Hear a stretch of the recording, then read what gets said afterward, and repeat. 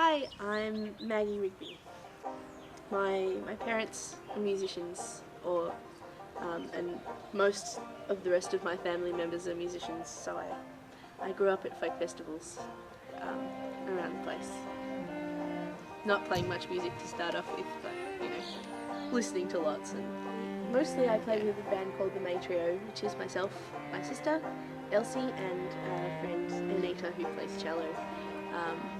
And we play my songs and Elsie's songs mostly, and we have a lot of fun singing harmonies, and it's great to have Anita who plays cello, because that's much more interesting for Elsie and I than just playing with each other, which is always what we've done before. There's a girl asked me recently to give her songwriting lessons, which is just, that's so daunting for me, because I don't really know a lot about what the process is. I mean, I write songs, generally speaking, when I've got essays due or during exams, because, I don't know, I think it's a good, I have to be slightly distracted, I think, to write a song well. I have to be not quite thinking about it or something, I don't know.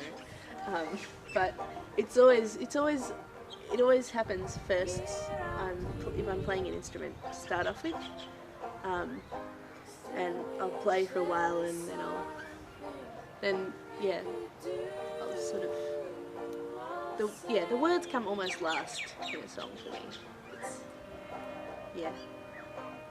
The music almost always comes first, and then we just fit the pieces of the puzzle together, I guess. I like the idea of telling stories that,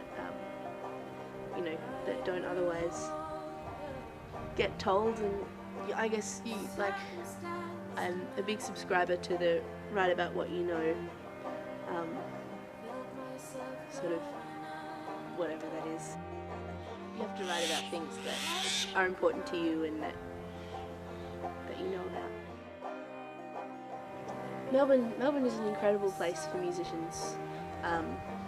There's just, I've never been anywhere else like it, where there's just music, and really interesting music, really good music, just everywhere. You can just, you can walk along High Street just up there, and on a Monday night, and you can find 2 or 3 different bands playing, and really, I think that attracts a lot of musicians, and musicians attract other musicians, and it keeps growing and keeps getting more interesting and exciting.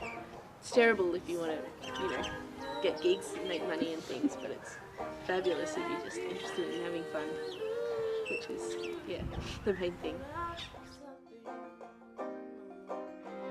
I went on a date.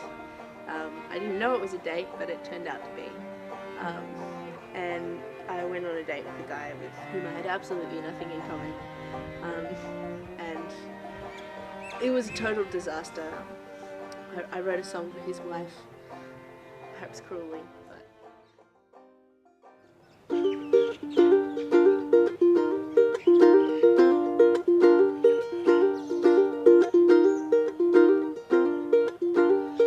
He asked her if she wanted a white picket fence. She was scared to death when she realized what he went.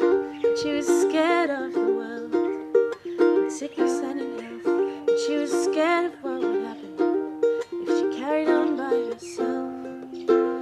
Oh, my Caroline, by the stars that shine,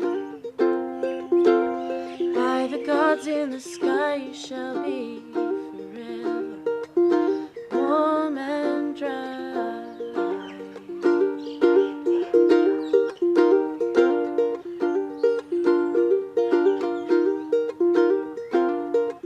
She had her first child in her first year on her own. She keeps the house clean and she dreads the nights when he comes home.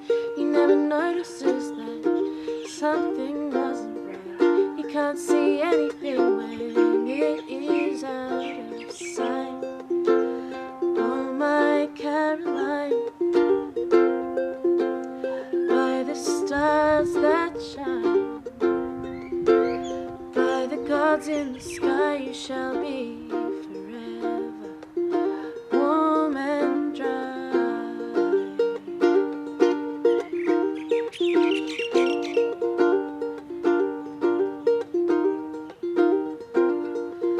takes the kids to church on Sundays. At his request she prays to God she can't believe it, hoping for the best, and the world is growing older with every passing day. Sometimes she's singing from the rooftops or hiding far away. Oh, my Caroline, by the stars that shine, by the gods in the sky, you shall be forever warm and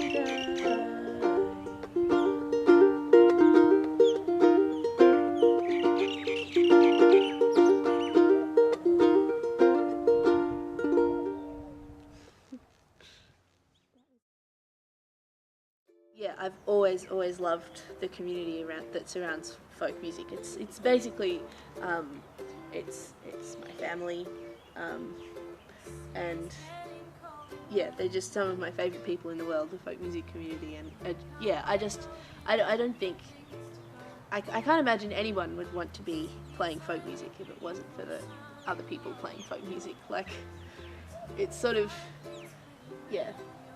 I think you have to get inside it a little bit to really appreciate it. Really appreciate how lovely it is, and how it's not just a bunch of dags from the 70s. Although the dags from the 70s, to be fair, you know, started the folk festivals and allowed it all to happen. But yeah, no, yeah, it's so much of it is about the people for me.